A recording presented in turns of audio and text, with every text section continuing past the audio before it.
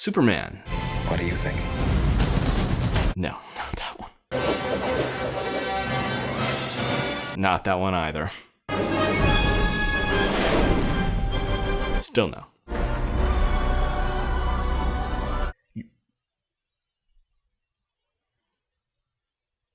Why would you even show? So my spoiler-free review is that I thought the movie was pretty good. I gave it a 7.8. I think they tried a lot of things, and some of them worked, some of them didn't, but I can respect them for trying. And so what else did we have for the spoiler-free review? There's a dog in it. I'm gonna give some medium grade spoilers now, okay? I'm not gonna get into full spoilers, but this is like, I'm gonna talk about how the movie is structured and focus primarily on a lot of the stuff we're introduced to in the first half of the movie. If you don't wanna know anything about this movie and you haven't seen it yet, then I would click away now.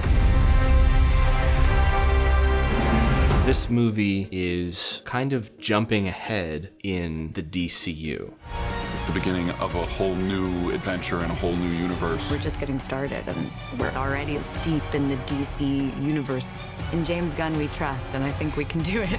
I think the way we're thrown into the universe is a little bit jarring. This is essentially the first movie in the new DC universe, and yet there's so much that has already been established that we didn't see. We didn't see Superman's origin story, but no one needs to see that again. That's fine, that's understandable. There have been numerous superhero movies that have done this before where, you know, they skip the shit you've seen 2 or 3 times already. That's you, right?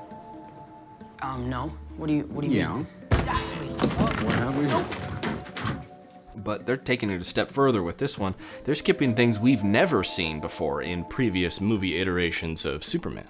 So all of this really kind of threw me for a loop for the first, third or half even of the movie, but I started to put together what I think James Gunn is trying to do here. He knows that the MCU is 173 films in, and we've already seen countless DC movies. We don't really need to start over. Let's just kick things off where our first movie is already well established in the universe, as if it's been going as long as the MCU has. I even feel like the intention behind this movie in particular was that it's not the first Superman movie in this universe. There was already a theoretical first one, and we're jumping in the middle. This movie is as if Captain America Civil War was the first MCU movie. We already know the hero, we already know the tertiary characters, there's cameos from other movies. It feels like we were supposed to be introduced to this world and these characters in a previous movie, but because this version of the DCU is 17 years behind the MCU, they're just like, fuck it. People will figure it out. I've also heard the argument a lot that they tried to do too much in this movie, which I do think is true, not in the sense that there's too many characters, but that there are too many central conflicts. And I'll get to that in just a second. The origin of Superman, a story that we all already know, is recapped in text at the beginning of the movie. It also recaps that Superman is involving himself with a political conflict. And then the first thing we see after that is Superman just having gotten his ass totally tuned.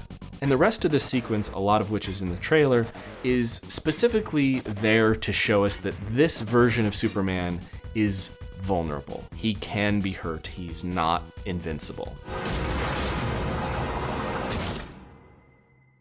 I mainly made this video because I wanted to convey that I think this particular hurdle that some people found it difficult to get over is an intentional choice, and I thought looking at it from this perspective might help you enjoy the movie more. But anyway, that's the end of my medium tier spoilers. I'm gonna just get into full-on spoilers now.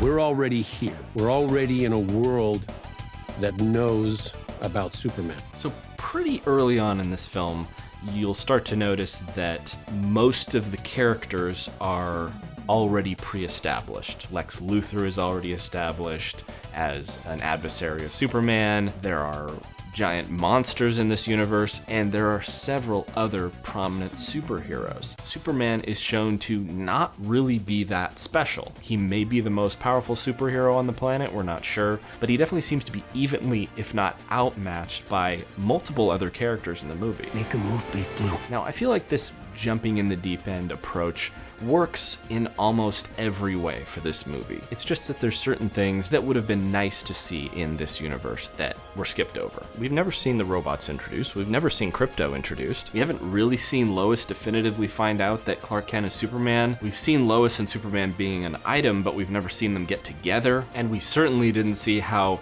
any of these fuckers have become commonplace in this universe. It's basically implied that monsters and Interdimensional beings are a fact of life. Everybody gets it. it's no big deal.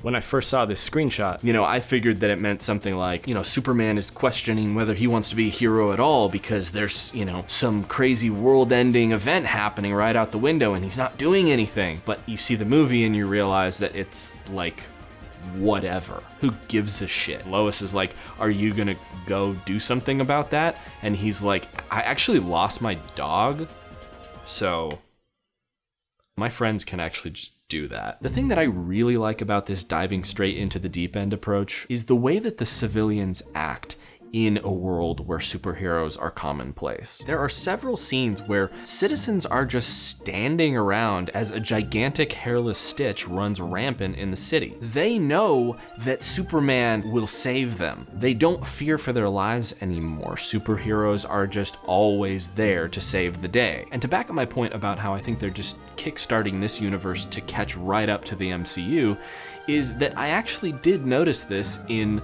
Avengers Infinity War. People are just lollygagging in the park as Doctor Strange is creating portals. It's like nobody is fazed by any of this shit anymore. It's just normal. And that was like 20 movies in. This is the first movie, and this is just already the way that it is. I do feel like if this movie existed in a vacuum, it wouldn't work. Skipping so much of the implied DCU history only works because the MCU exists, because the Snyder movies existed. It's a movie that assumes we know a lot about how superhero universes work, because we do.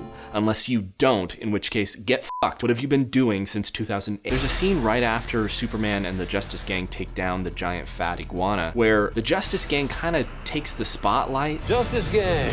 That's a working name. Could very well prove to be permanent, though. And Superman just sort of skulks away. Like, it, to me, very successfully emphasized that Superman is not the most important superhero in this universe. He's not necessarily even the coolest or the most powerful or the most popular. He's just one of them. One of the things I really like about this movie is that it really is the first time that I've ever empathized with Superman as an actual guy. As he says at the end, when he's ranting to Lex, which I love that scene. I wear my trunks on the outside of my pants. And that's my greatest strength. He's just a guy. He's just a human. In every iteration before this, even though there have been great movies and great moments with Superman, I've always felt like he was on a level above us. Physically and emotionally untouchable, in a way. But here, he even says, I screw up all the time, and he does. He makes quite a few mistakes throughout this movie. Quit messing around! Another thing I wasn't quite sure about at the beginning, but it grew on me, was the way that they shot the action. It's not like any of the previous iterations, or really any other superhero movie. They shoot it almost like GoPro footage, but if you really pay attention, it looks pretty damn good most of the time, I think. They really pull it off. Especially this one scene towards the end where Superman is flying at like Mach many. And you see him just passing through like rain and snow and sunshine. Like he's literally just zipping through different weathers. But the main problem that I have with the movie is that I think there's too many central conflicts. You've got Superman's clone homie, you've got the dimensional rift, and you've got the Bravia and Jarn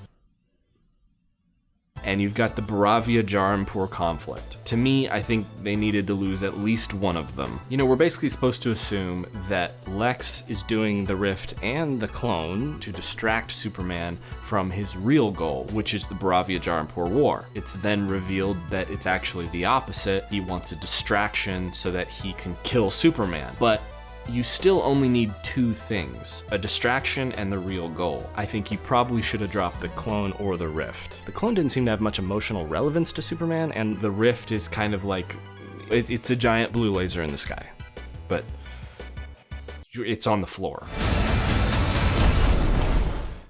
For me personally, a standalone superhero movie should not be about the end of the world. I honestly would have been happy if this entire movie was just about rescuing the fucking dog. To me, a standalone superhero movie should be about something small and leave the world-ending events for the Avengers/Justice League movies. Where's the dog? But whatever. But again, like I said, they're treating it like we're already balls deep into this universe. So by that metric, it makes sense that they would have already had to raise the stakes so many times by this point. Another problem is that the Boravia-Jarampur conflict is set up heavily at the beginning of the movie. It's in the intro text. There's that long scene of Lois interviewing Superman about it. Superman, Miss Lane, you've come under a lot of fire. I stopped a war. Did you consult with the president? Ultimately, the movie kind of forgets about that. It's always there in the background, but we don't actually see that become relevant until the last, 20 minutes of the movie, and ultimately Superman gets the Justice Gang to solve that conflict. So what was the point of that being such an important part of setting up his character? In the end, it's not an ethical question of whether a superhero should intervene in this conflict. It's just a question of whether Superman's gonna do it himself or ask his friends to do it. Let's go. Let's go. Oh, Did you want to? Sorry, I'll let you. Next time. Because they just go in and do it and nobody gives a shit. And it doesn't turn out to have anything to do with Superman's character arc, nor does it have any consequences of any kind. If the whole movie was just about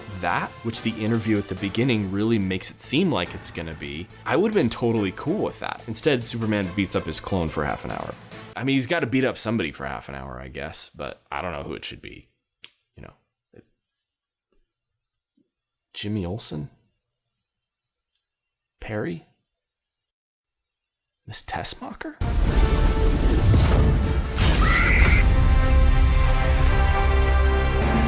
Can we try some sign-off phrases? Catch you soon.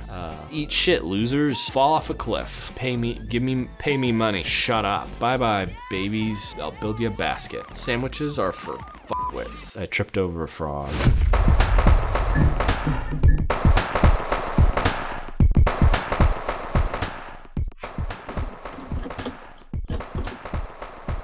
You want me in?